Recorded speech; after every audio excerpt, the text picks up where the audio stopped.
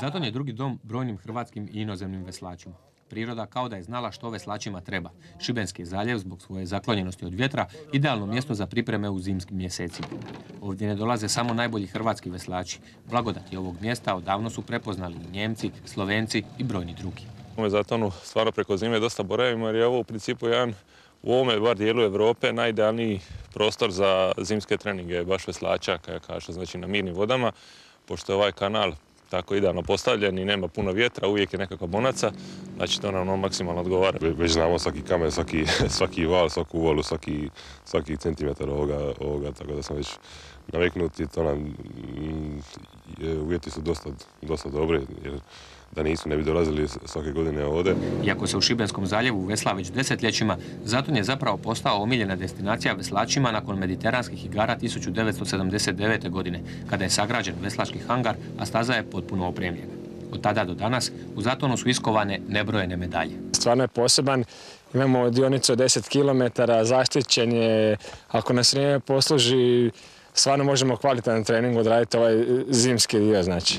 U Zatonu trenutno boravi 30 hrvatskih reprezentativaca. Ovdje će se u idućih mjesec dana nastojati što bolje pripremiti za narednu sezonu. Cilj su naravno Olimpijske igre u Pekingu. Do sada su ih izborile tek dvije posade. Braća Nikša i Siniša Skelin u dvojcu bez kormilara i dvojac na pariće Ante Kušurin i Marin Vekić. Ove godine nam predstoji još jedna završna kvalifikacija za olimpijadu i pokušat ćemo još nekoliko čamaca plasirati na olimpijadu. U prvom redu može se raditi o četvercu bez kormilara, zatim skifu, odnosno samcu. Samo jedna kriterijska regata ostavlja mogućnost plasmana na Olimpijske igre, a održat će se u lipnju u poljskom Poznanu. Samo dvije prvoplasirane posade izborit će olimpijadu. Oni koji su to već učinili sve više su uzbuđeni kako se približavaju Olimpijske igre. Samo treba još izgurati i par mjeseci koliko je preostalo do početka igara i onda da to se...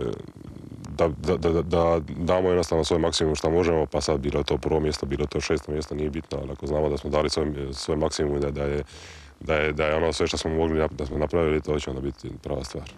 Braća Skelin odavno najavljuju kako će upravo u Pekingu pokušati otići do kraja. Plasman na Olimpijske igre nije zadovoljio drugu hrvatsku posadu, koja također ima visoke ambicije. Sad smo zajedno, možemo trenirati, možemo raditi kilometre i mislim da medalja nam je cilj na koji pucamo. 12 treninga tjedno, koliko ih se u Zatonu odrađuje, najbolje su pokriće za ovakve izjave. Volje i motiva ne nedostaje, samo još da zdravlje posluži na putu od Zatona do Pekinga.